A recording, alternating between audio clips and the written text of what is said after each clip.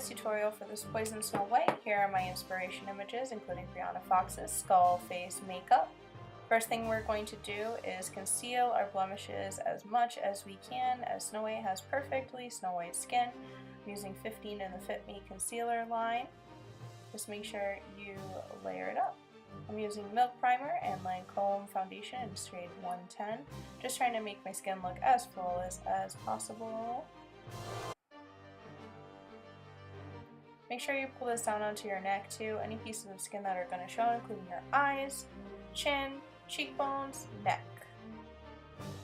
Make sure to keep an eye on your reference photo. Here I am starting with the outline of the eyes. You're going to want to rework these lines a lot, so it's really important to start using a white eyeliner. This is easier to wipe away and to rework a million billion times than starting right with the black liner. Neither of my eyes are perfectly the same. I wanted them to look different because that's how it would drip. Going now to structure the drips. Referencing my photo very closely, you guys are going to see me rework these lines like about probably 60,000 times in this one tutorial. I'm just kind of using reference from my own bone structure on how I feel something would drip on my face. Once again, like I said, you're going to see me rework it. Now the fun part was actually filling in my face completely white with the chunky eyeliner, lip color liner, waterproof thing from Sephora. It comes in like a million colors, which is really convenient. So I'm going to go buy some more colors and do some other looks. Oopsies. Having a makeup wipe handy is really important. I can't even color within the lines. I don't trust myself like that, so I definitely always have a makeup wipe ready to go. Just want to fill in the basic area and structure. Most of the time I'll fill in my largest area and then I will go back and define the area before I continue to fill it in the rest of the way.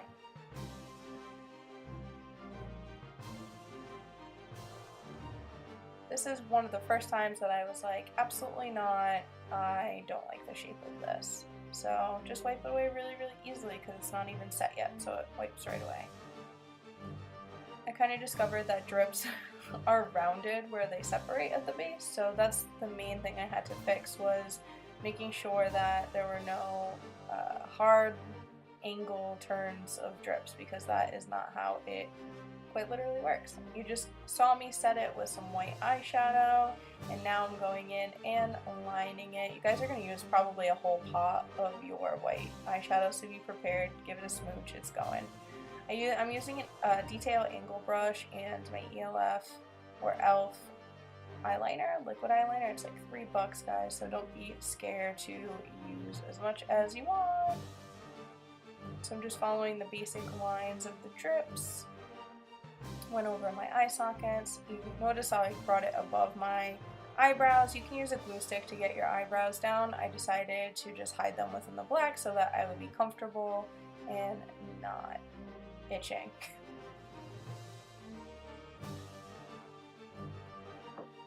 Just going in, lining my nose. I put my nose up higher than what I've seen other people do with this drip structure, just because I think that where I put it is closer to where it would naturally be in my skull, and that was my goal.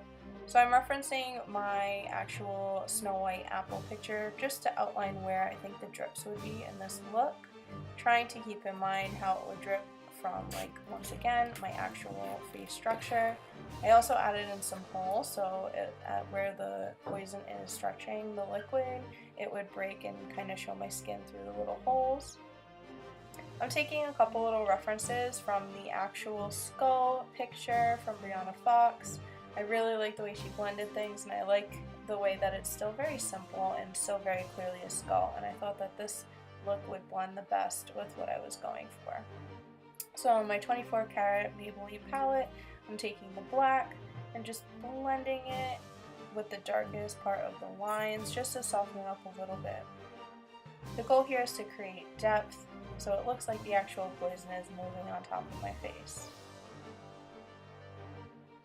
So with each stroke, I'm kind of taking the darkest color and pulling it towards my eye. Don't be scared to let the eye socket part get a little dark, because we're going to go in just like you would any eye look, and we're going to carve it back out with some concealer. The same concealer that we concealed our blemishes with.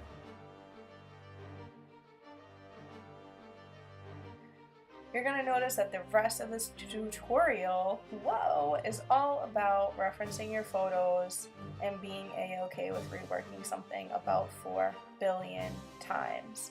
It takes patience and endurance and an eye for detail, and I don't really have any of those things, so this is really hard for me. So I just took some concealer in the correct shade 15 and I'm just dabbing it right on the little stretched, ripped holes in the poison.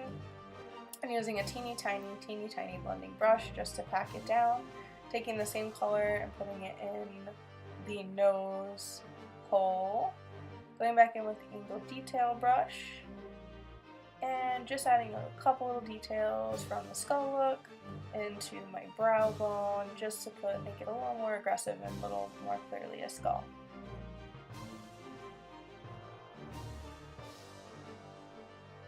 Now I'm going back in to shade my pieces where my skin is poking through, just to continue the look of depth. Going right into the nose hole, same thing, take your darkest color, pull it into the center. My favorite part of this look was blending around the very edges, especially eventually I get to adding blush and using blush to Lulu, being a silly bean, doing whatever she wants, being an acrobat.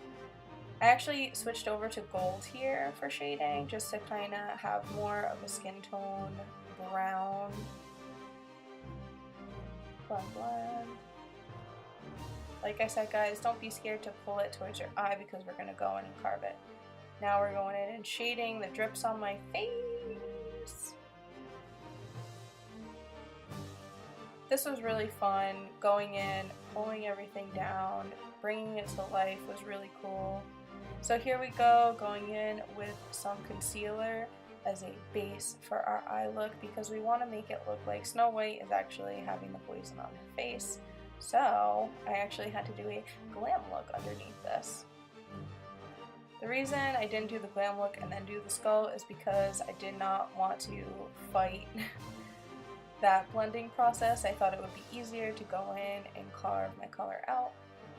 So that was my Avant Pop palette from NYX Cosmetics. I'm just going in with a purple shade. It doesn't translate as purple as it does in real life on camera, which kind of sucks, but you get the gist of it. And then I blended a darker color in my crease because I still wanted it to have a glam feel, even though we're staying within the Snow White color palette. And this is the carving that I was talking about. Just go in with your tiny little thing and use a little, I think it's a little eyeshadow brush. So just apply in the bottom, and slowly but surely I'm just really taking my time to drag it out. So I'm just bringing a little bit of literal life back into my eyes. Keep in mind Snow White's eyeshadow is kind of in a dome shape.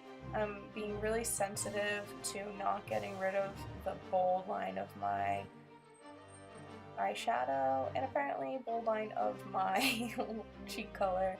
Snow White has bright red cheeks, so I just used an actual red lip liner, the same one that I applied to my lips.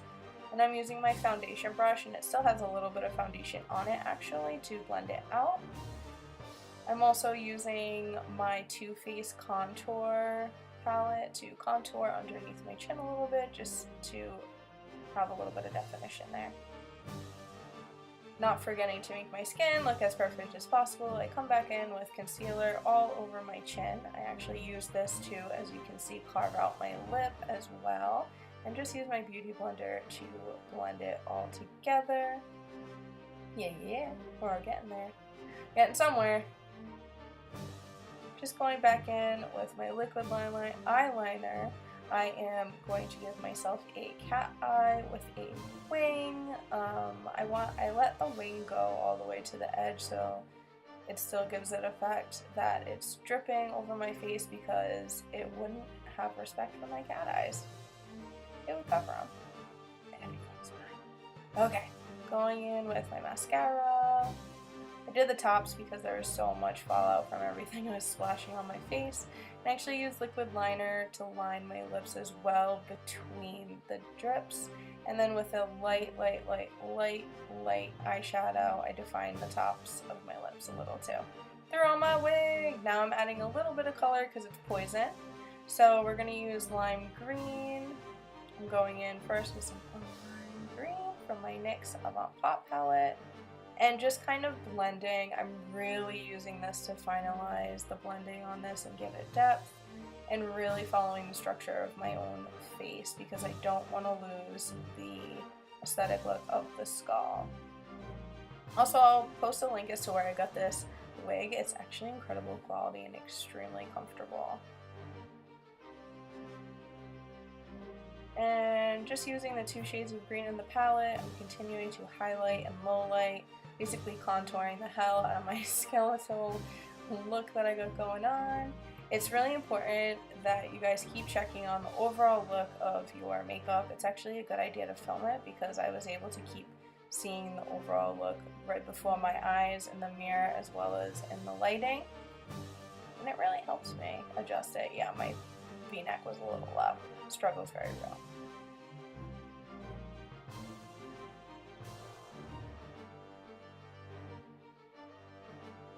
So going in now with just either Sephora black eyeliner, I'm just lining my waterline just to balance everything out.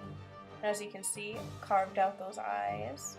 Using the same eyeliner to clean up my lines a little bit. I wish I had done this more. I wish I had gone in and really cleaned up the lines. But I'm pretty sure I was sweaty and warm and tired. And that's okay. And you're gonna be too. And that's alright. That's why you want to reference your picture and give yourself a minute so you don't give up. Now I'm just going back in and reshaping my eyeshadow into that circular shape. And there it is, guys, with my reference photos, Poisoned Snow White. I loved it. I had a darn to emblast. Make sure you subscribe and follow me for more looks.